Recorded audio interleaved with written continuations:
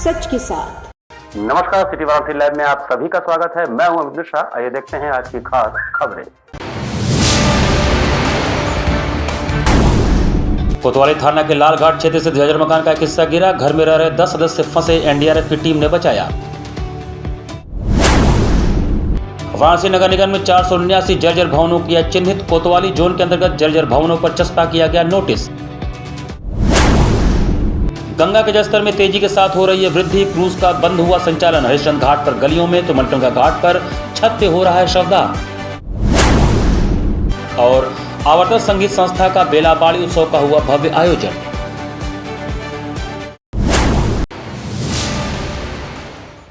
और अब समाचार विस्तार से। कोतवाली थाना क्षेत्र के लालघाट स्थित एक जर्जर मकान की सीढ़ी के भरभराकर गिर जाने से एक ही परिवार के 10 लोग फंस गए, जिन्हें एनडीआरएफ की टीम ने रेस्क्यू किया।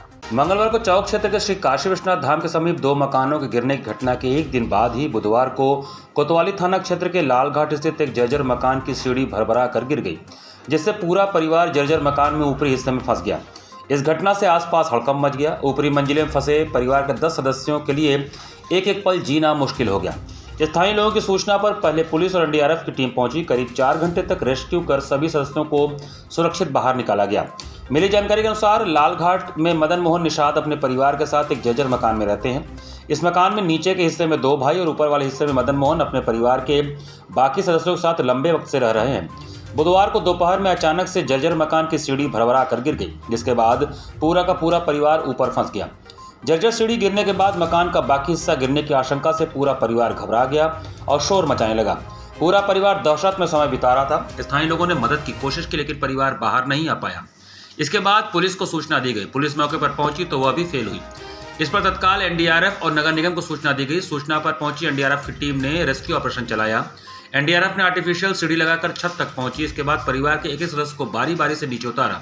इसके बाद सभी ने राहत की सांस ली। सीढ़ी गिरने से ऊपरी मंजिल में मदन मोहन निषाद, पत्नी चुनमुन देवी, पोती आकांक्षा, अंतरा, बहू पिंकी, बेटा अनिकेत, गिरधारी और बिहारी लाल, पोता अभय, पोती रिद्धि फंस गए थे, जिन्हें एनडीआरएफ ने सकुशल बचाया। काफ़ी पुराना मकान है और मरम्मत न होने की वजह से और लगातार बारिश होने की वजह से एक सीढ़ी धंस गई, जिसमें परिवार के 8-10 लोग ऊपर के फ्लोर में फंसे हुए थे। और क्षेत्रीय विधायक तुरंत एक्टिव होकर और सूचना के बम पर तुरंत एनडीआरएफ एवं पुलिस प्रशासन ने सबको सुरक्षित निकाला। और इन लोगों ने भी पूरी हिम्मत के साथ शासन प्रशासन का सबका सहयोग किया और सारे लोग सुरक्षित हैं। कोई हताहत नहीं हुआ है, कोई जान माल की कोई दिक्कत नहीं हुई है। मकान थोड़े समय के लिए बंद किया गया है क्योंकि इन लोग का सामान अंदर है और इन लोग को सामान न होने की वजह से दिक्कत भी है। लेकिन उस दिक्कत को दूर करने के लिए हम लोग आधिकारिक लेवल पे अभी बात कर रहे हैं। लेकिन अगर यदि अभी छोड़ दिया जाए, यदि कोई फिर से मकान गिर जाए तो उसकी कोई गारंटी नहीं लेता। इस चीज़ को देखते हुए कुछ समय के लिए मकान को पूर्ण रूप से सील किया गया है ताकि कोई जान माल की दिक्कत न हो। पहाड़ी क्षेत्रों में लगातार हो रही बारिश के चलते गंगा के जलस्तर में तेजी से हो रही वृद्धि के कारण तटीय इलाके के लोगों का जनजीवन पूरी तरह से प्रभावित हो गया है। पहाड़ी क्षेत्रों में लगातार हो रहे तेज बारिश के कारण नदियां काफ़ी उफान पर हैं। मैदानी इलाकों पर इस बरसात का असर ज़्यादा देखने को मिल रहा है। वाराणसी समेत गंगा के तटीय इलाकों में गंगा के जलस्तर में तेजी से वृद्धि हो रही है। वृद्धि के कारण घाट पर रहने वाले लोग और आम जनमानस परेशान है। एक तरफ जहां सुरक्षित स्थानों पर जाने के लिए लोग जगह तलाश रहे हैं, तो वहीं प्रशासन भी तैयारी में जुट गया है।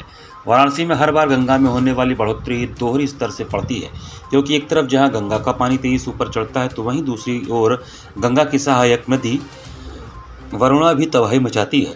दोनों नदियां एक साथ उफान पर होने की वजह से बनारस की बड़ी आबादी को प्रभावित करती हैं और इस बार भी इन दोनों नदियों के बढ़ने का सिलसिला जारी है, जिसके बाद लोग अब सुरक्षित ठिकानों पर जाने की तैयारी कर रहे हैं और प्रशासन ने भी इसको लेकर तैयारी शुरू कर दी है। गंगा खतरे के निशान के करीब है। काशी में 2 प्रमुख श्मशान घाट हैं, जहां पर लोग शव का अंतिम संस्कार करने पहुंचते हैं। गंगा का जलस्तर तेजी से बढ़ने के कारण यहां के दोनों श्मशान घाट के प्लेटफॉर्म डूब गए हैं। हरिश्चंद्र घाट पर शवदाह गलियों में करना पड़ रहा है, तो मणिकर्णिका घाट पर केवल 8 प्लेटफॉर्म छत पर बचे हैं। बता दें कि जौनपुर, भदोही, मिर्जापुर, गाजीपुर, सोनभद्र, बलिया, गोरखपुर सहित पूर्वांचल के तमाम जिलों से लोग यहां शवदाह को आते हैं। दशाश्वमेध घाट स्थित शीतला माता मंदिर की मुख्य सीढ़ियां पूरी तरह डूब चुकी हैं। घाट किनारे के सभी छोटे बड़े मंदिरों में गंगा का पानी प्रवेश कर चुका है।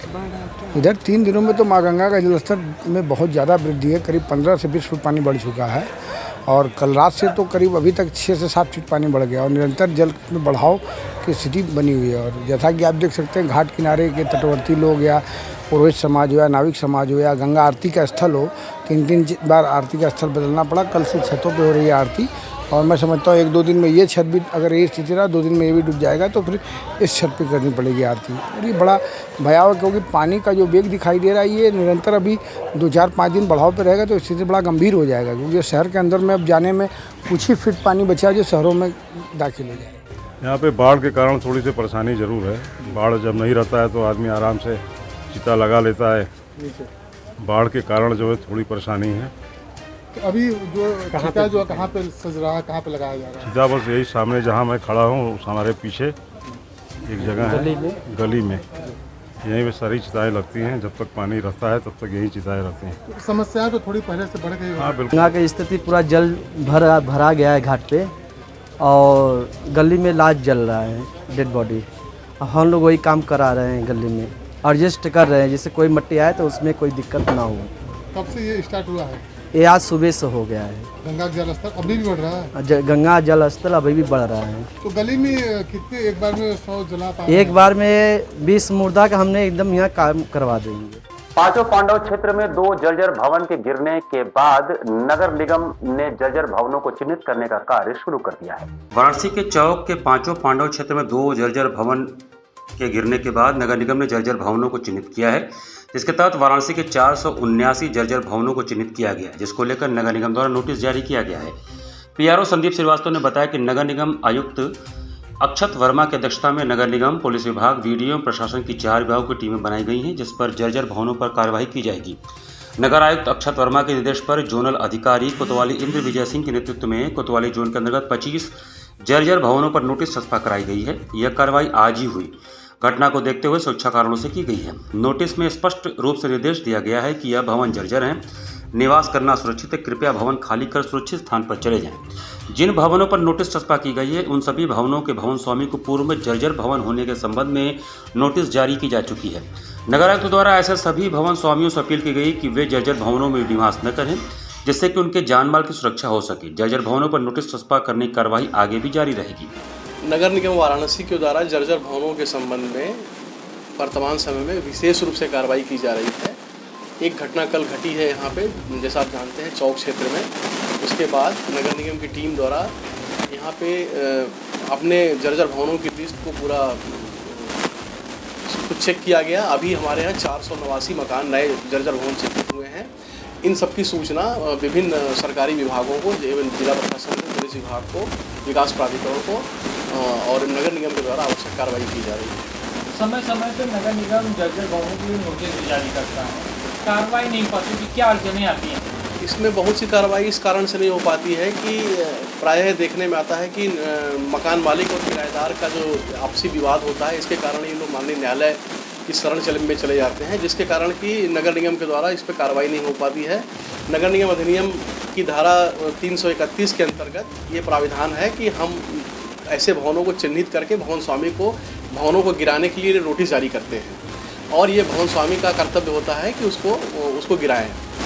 लेकिन आपसी विवाद के कारण इस कार्रवाई हो पाने में थोड़ी कठिनाई होती है। काशी हिंदू विश्वविद्यालय ने बांग्लादेश के विद्यार्थियों को स्थिति सामान्य होने तक छात्रावास में निःशुल्क रहने की अनुमति प्रदान की है।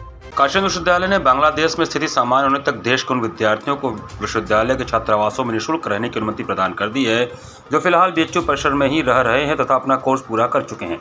सामान्यतः कोर्स पूरा होने पर विद्यार्थियों को हॉस्टल खाली करना होता है और तय अवधि से अधिक रहने पर गेस्ट शुल्क का भुगतान करना होता है। बांग्लादेश की वर्तमान स्थिति के मद्देनजर विद्यार्थियों के हित में यह निर्णय लिया गया है। अंतर्राष्ट्रीय केंद्र के समन्वयक प्रोफेसर एसवीएस राजू ने बताया कि कोर्स पूरा करने वाले विद्यार्थियों को हॉस्टल छोड़ने पर वापस बांग्लादेश जाने में आने वाली चुनौतियों को देखते हुए फैसला किया गया है। उन्होंने बताया कि विद्यार्थियों को हर संभव सहायता उपलब्ध कराई जाएगी और वे स्थिति सामान्य होने तक छात्रावासों में रह सकते हैं।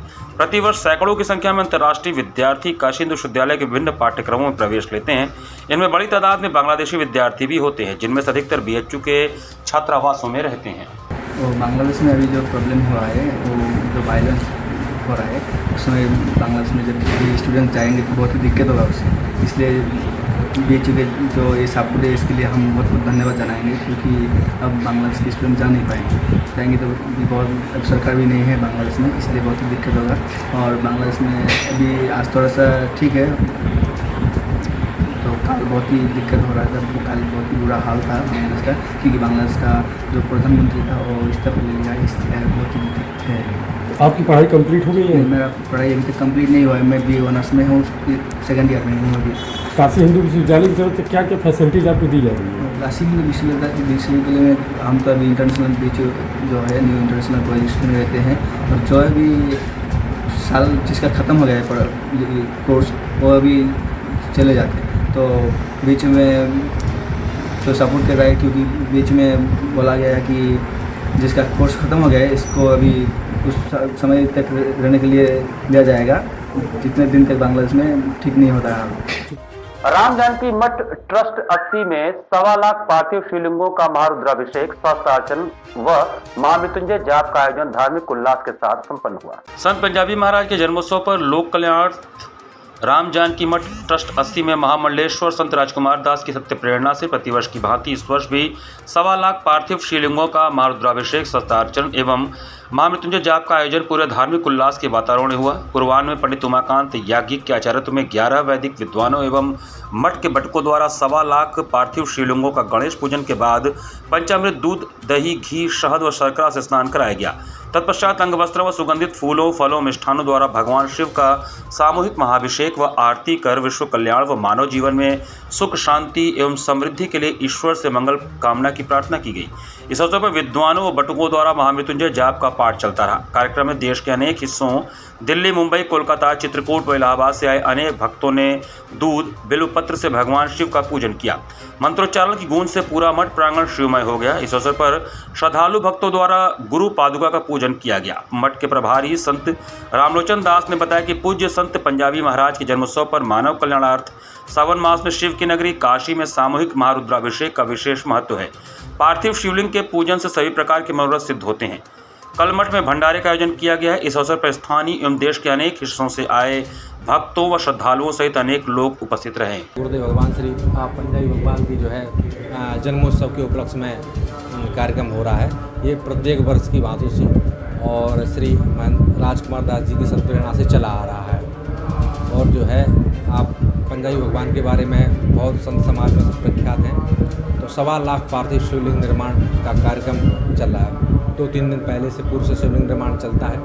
उसके बाद जो है काशी के वैदिक ब्राह्मणों से और यत्र तत्र सभी यजमान लोग आते हैं, दिल्ली, कलकत्ता, मुंबई वगैरह से सभी लोग अपनी अपनी मनोकामना से आते हैं। और परम पूज्य सदगुरुदेव श्री 1008 पंजाबी भगवान के जन्मदिवस के उपलक्ष्य में यह कार्यक्रम रखा जाता है।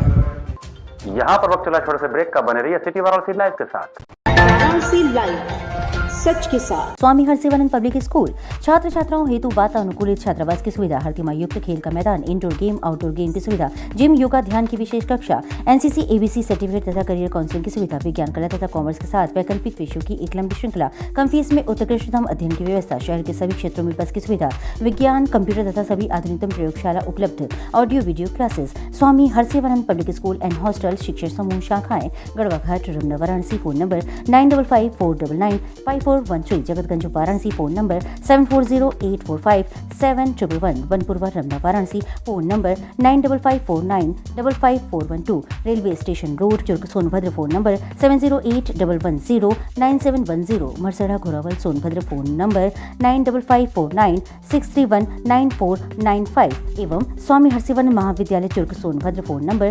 7081109711। वाराणसी लाइव, सच के साथ। ब्रेक के बाद आपका स्वागत है।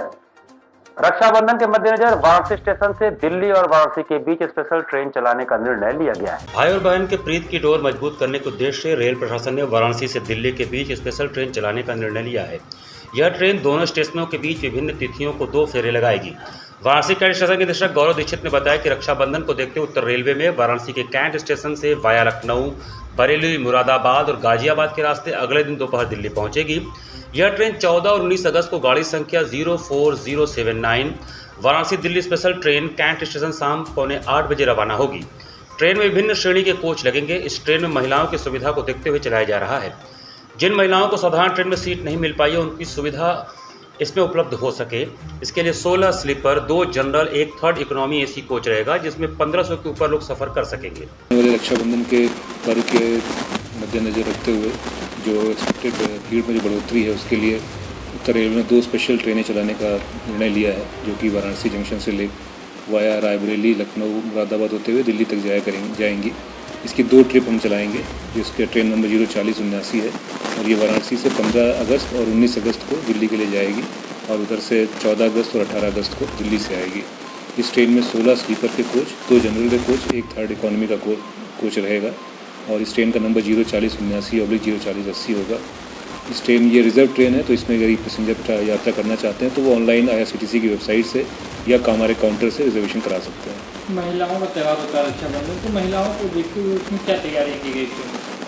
देखिए, तो एक नॉर्मल ट्रेन है जिसमें कि सभी लोग ट्रैवल कर सकते हैं, महिलाएं भी ट्रैवल कर सकती हैं और पुरुष भी ट्रैवल कर सकते हैं और इसमें महिलाओं के लिए स्पेशली तो मतलब सुरक्षा वगैरह के अरेंजमेंट होंगे और बेसिकली जो उनके यात्रा को ध्यान में रखते हुए इस ट्रेन का संचालन किया जा रहा है कि उनको अपने आसपास की जगहों पर जाना हो, तो उसकी वजह से उनको अगर नॉर्मल ट्रेनों में टिकट नहीं मिल पा रहा है तो स्पेशल ट्रेन में वो टिकट ले सकते हैं।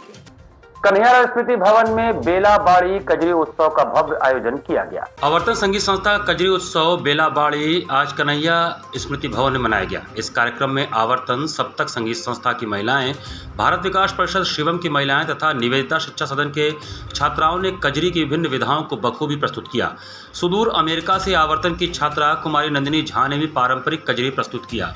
श्री गणेश की कजरी के साथ मुख्य अतिथि राज्य मंत्री रविंद्र जायसवाल तथा विशिष्ट अतिथि आकाशवाणी वाराणसी के निदेशक डॉक्टर राजेश गौतम द्वारा दीप प्रज्वलित किया गया।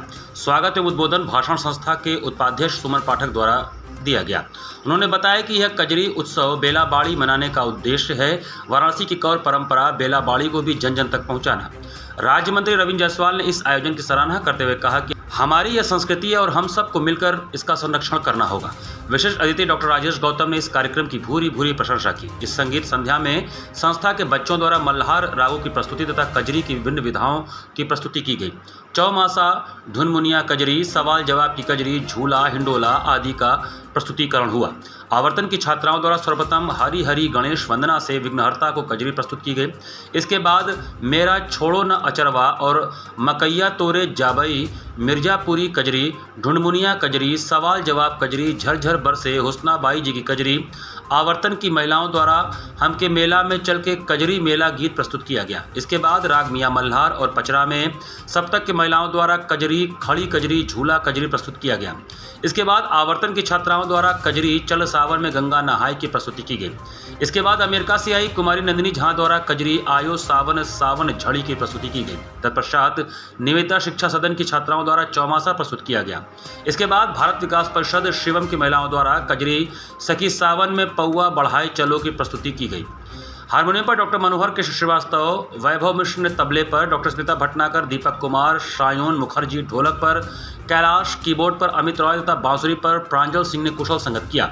इस अवसर पर पूरे संगीत माहौल को बेलाबाड़ी का रूप देने के लिए बेला के फूलों से सजाया गया था और कार्यक्रम में उपस्थित सभी कजरी रसिकों और प्रतिभागियों ने बेला के फूलों से अपने आप को अंगीकार किया था। धन्यवाद ज्ञापन आवर्तन संस्था की सचिव सुचारिता गुप्ता ने किया।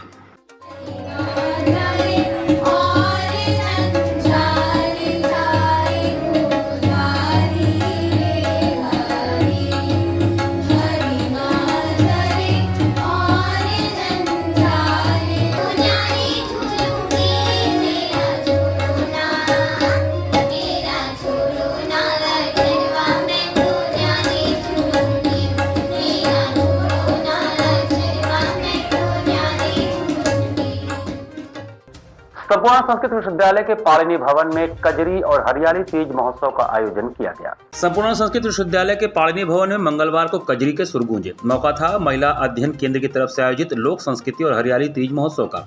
इस दौरान विविध कार्यक्रमों में विजेता प्रतिभागियों ने पुरस्कार प्राप्त किया। मुख्य अतिथि गणित के आचार्य और कुलपति प्रोफेसर बिहारी लाल शर्मा की धर्मपत्नी डॉक्टर रेखा शर्मा थी। उन्होंने कहा कि लोक संस्कृति हमारी अमूल्य धरोहर है जो हमें हमारी जड़ों से जोड़ती है। तीज महोत्सव एक ऐसा अवसर है जब हम अपनी संस्कृति को जीवंत बनाते हैं और अपनी परंपराओं को पुनर्जीवित करते हैं। कार्यक्रम के दौरान कजरी, लोकगीत, फैशन शो, हरियाली, तीज से संबंधित क्विज, मेहंदी, साज सज्जा आदि प्रतियोगिताओं का आयोजन किया गया। कार्यक्रम में सभी महिला प्रतिभागियों ने उत्साह से भाग लिया और विजेताओं को विभिन्न श्रेणियों में पुरस्कार भी दिए गए। डॉक्टर श्रुति शाश्वत उपाध्याय ने इस दौरान कजरी प्रस्तुत किया। सुरेखा देव, स्वागता चटर्जी, आकांक्षा दीक्षित ने लोक गीतों की प्रस्तुति की। कार्यक्रम का संयोजन महिला अध्ययन केंद्र की निदेशक प्रोफेसर विधु द्विवेदी ने किया। प्रोफेसर विद्या चंद्रा, डॉक्टर विशाखा शुक्ला, डॉक्टर शैल पांडे, अधीक्षक मंजू सिंह उपस्थित रही।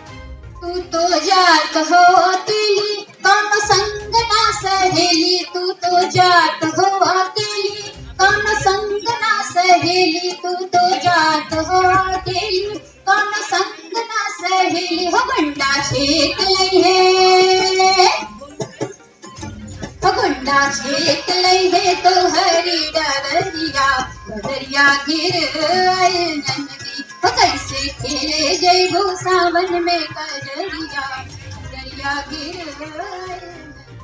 डॉक्टर प्रसाद मेमोरियल स्कूल में पर्यावरण जागरूकता दिवस का आयोजन किया गया। डॉक्टर प्रसाद मेमोरियल स्कूल लंका वाराणसी में पर्यावरण जागरूकता दिवस का आयोजन किया गया, जिसमें कक्षा प्ले ग्रुप से कक्षा 5 तक के बच्चों ने भाग लिया। इस कार्यक्रम में बच्चों ने पर्यावरण के महत्व को बताते हुए अपना भाषण प्रस्तुत किया। बच्चों ने पर्यावरण में हरे पौधों के महत्व को बताया कि यह हमें ऑक्सीजन प्रदान करते हैं, वायुमंडल में विभिन्न गैसों के संतुलन को बनाए रखने के लिए विषाक्त गैसों को यह सोख लेते हैं तथा यह हमारे वायु को शुद्ध बनाए रखते हैं। यह मानव जीवन के लिए बहुत ही महत्वपूर्ण है। बच्चों में इस अवसर पर विशेष उत्साह दिखाई दिया तथा बच्चों द्वारा लाए गए पौधे जैसे एवरग्रीन, मोज़ेक, एग्लोमिना, करी प्लांट, तुलसी, गुलदाउदी, स्टार प्लांट तथा विभिन्न प्रकार के पौधे थे। इस अवसर पर विद्यालय के समस्त अध्यापक अध्यापिकाएं, विद्यालय कोऑर्डिनेटर रंजीत बनर्जी तथा विद्यालय के निदेशक RC गुप्ता एवं सहनिदेशिका मीना गुप्ता, प्रधानाध्यापिका उषा अग्रवाल उपस्थित रहकर बच्चों का खूब उत्साहवर्धन किए। इस अवसर पर स्कूल कोऑर्डिनेटर रंजीत बनर्जी ने कहा कि हम सभी का पर्यावरण संरक्षण के प्रति एक खास उत्तरदायित्व बनता है। ऐसे में हमें चाहिए कि पर्यावरण को स्वच्छ बनाए रखने के लिए इस पुनीत कार्य में बच्चों को बढ़ चढ़कर प्रतिभागिता करने देना चाहिए व उन्हें इसके लिए प्रोत्साहित भी करना चाहिए। पर्यावरण दिवस के अवसर पर ये सारी सजावटें की गई हैं और हम लोगों के विद्यालय के बहुत से बच्चे अलग अलग प्रकार के पेड़ पौधे लाए हैं। आज के दिन हम लोग पर्यावरण दिवस मनाते हैं और हम लोगों को ज़्यादा से ज़्यादा पेड़ पौधे लगाने चाहिए हमारे पर्यावरण को अच्छा रखने के लिए। हमारे विद्यालय के सारे बच्चे आज ग्रीन डे यानी कि एनवायरमेंटल अवेयरनेस डे मना रहे हैं। इसमें बच्चे विभिन्न प्रकार के पौधों को प्लांटेशन करके ले आए हैं घर से और वे बड़े उत्साहित हैं कि उन्होंने अपने एनवायरनमेंट को शुद्ध बनाने के लिए, अपने पर्यावरण को शुद्ध बनाने के लिए वे कुछ कदम आगे बढ़े हैं। और बड़ी अच्छी बात यह है कि इस प्लांटेशन में बच्चों ने कुछ वेस्ट मटेरियल्स भी यूज़ किया है और जो कि ख़राब होने वाली चीज़ें हैं, जैसे कि उन्होंने कोल्ड ड्रिंक्स के बॉटल को और टूटे फूटे मग को उन्होंने एज ए फ्लावर वास की तरह यूज़ किया है। और उन्होंने जो है कई प्रकार के पौधों को लगाया है और पौधों के महत्व के बारे में भी बच्चे बता रहे हैं। ये सुनकर के, यह देख कर के बड़ा अच्छा लग रहा है कि वे पौधों के बारे में कितना सुंदर ढंग से बता रहे हैं कि ये कैसे हमारे प्रकृति को हरा भरा रख सकते हैं और हमारे जीवन को आनंदमय बना सकते हैं। इसी के साथ सिटी वाराणसी लाइव का ये संस्करण हमें समाप्त करते हैं। मुझे दीजिए आज्ञा। नमस्कार।